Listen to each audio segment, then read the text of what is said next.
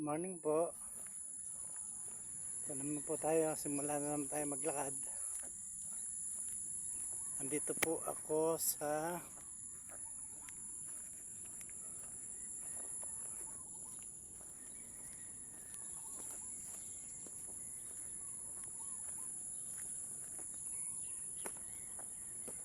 sa control. Ay, sa basketball court.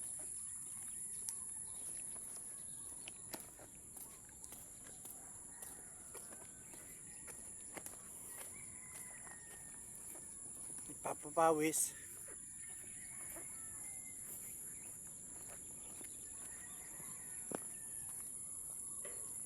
Ganda kapaligiran, no? Gandang palayan.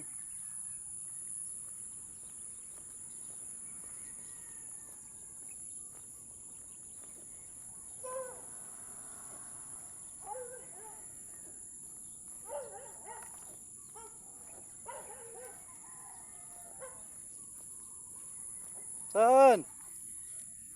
Tara!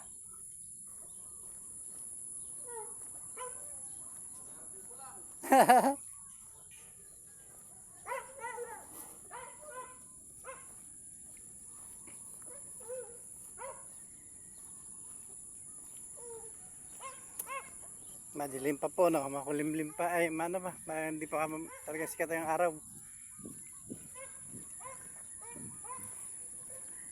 Papalakas. Sa mga makakapanood ng video ko, ng reels ko, muli po ako magpapaalala sa inyo. Iwasan nyo po ang pagkain ng maalat, matamis. Hindi po pala iwasan. Limitahan nyo lang po ang masyadong matamis, maalat. Yung mga processed food, canned goods, soft drinks, ang mainam po talagang inumin. Kung ano talaga yung tubig. Yung tubig lang po talaga ang the best na inumin. Soft drinks, bira lang. Baga saan, tigim-tigim lang. Pero wag ho panay-panay. Yan po ang makakasira sa kidney. Tapos kung may diabetes ka na, kung maaari, gamutin mo na agad. Huwag mo nang palalain pa, huwag pa pakitin yung pataasin ang sugar nyo. Kasi dyan po magkukomplikasyon yan.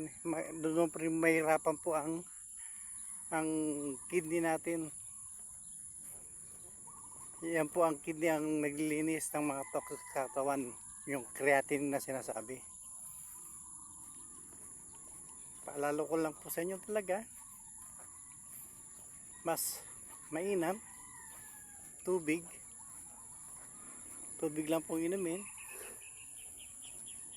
Ngayon nga po nagsisisi na ako, nagsisisi po talaga ako, hindi ako talaga mahilig magiinom nun ng tubig. Buti pa ang alak, nakakarami akong inom, pero ang tubig konti lang. Ngayon gusto ko uminom ng maraming tubig, hindi pwede kasi iyan ang ikamamatay ko.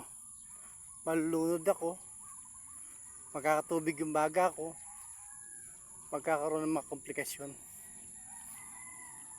Muli po, nagpapaalala sa mga maganda pang pangangatawan, hanggat maganda pa, alagaan nyo na po ang pangangatawan nyo.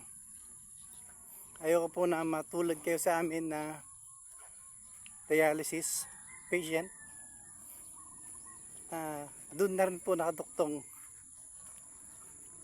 nagduduktong lang po sa buhay namin ang pagda-dialysis. Salamat po. And then God bless po sa lahat.